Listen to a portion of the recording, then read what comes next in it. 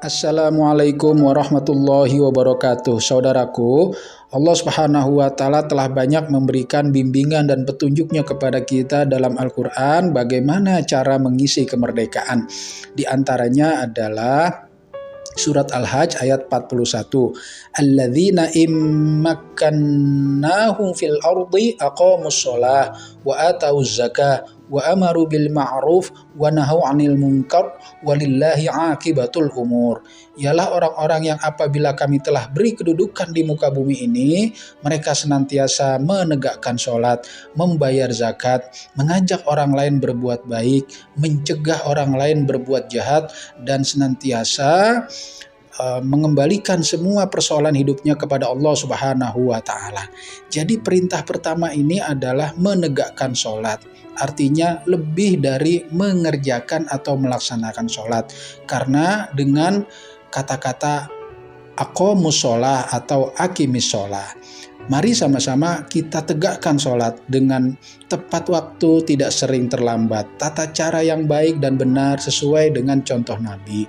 Kemudian memelihara kekhusyuan hati kita, konsentrasi kita, setidak-tidaknya apa yang kita ucapkan kita ngerti artinya. Kemudian memelihara perasaan-perasaan sholat sehingga bisa terbawa di luar sholat. Perasaan berhadapan dengan Allah, diawasi oleh Allah, di-backing oleh Allah, dekat dengan Allah harus terbawa selesai sholat. Dan yang paling penting adalah kita senantiasa bagi yang laki-laki sholat berjamaah. Apabila kita lakukan semua itu, maka insya Allah kita termasuk orang-orang yang menegakkan sholat. Sholat begitu penting dalam urusan hidup kita sehingga perintahnya pun langsung dari Allah kepada Nabi tanpa perantara Jibril, karena langsung ada di Sidratul Muntaha tanpa adanya Jibril. Sholat sudah ada perintahnya sejak lama, tetapi untuk yang 5 waktu, tata cara dan jumlah rokaatnya ada perintahnya ketika Isra dan Mi'raj. Ketika di Sidratul Muntaha, Jibril sudah tidak ikut lagi. Betapa pentingnya perintah sholat ini sehingga tidak menggunakan perantara. Dan sholat ini menjadi amalan yang pertama kali nanti diperiksa di akhirat. Awwalu ma yuhasabu alaihil abdul yaumal qiyamah as-sholah. Fa in soluhat soluha sa'iru amali wa in fasadat fasada sa'iru amali. Awal mula amalan yang nanti diperiksa di akhirat adalah sholat. Apabila sholatnya beres, maka yang lainnya ikut beres. Apabila sholatnya rusak, maka amalan yang lain kemungkinan juga akan ikut rusak. Na'udzubillah min zalik. Dan yang lebih utama lagi adalah betapa sholat itu banyak sekali hikmahnya, fadilahnya, keutamaannya, manfaatnya tak terhitung, tak bisa kita jumlah sekian banyak. Satu di antaranya bahwa kita sangat membutuhkan keteraturan dalam hidup ini.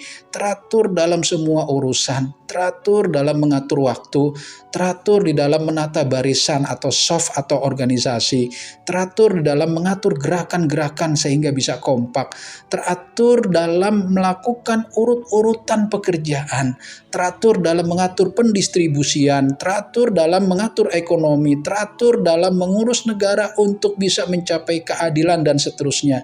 Jadi keteraturan ini sangat kita butuhkan agar manusia ini bisa mencapai ketentraman, kedamaian, kebahagiaan, kesejahteraan, dan seterusnya.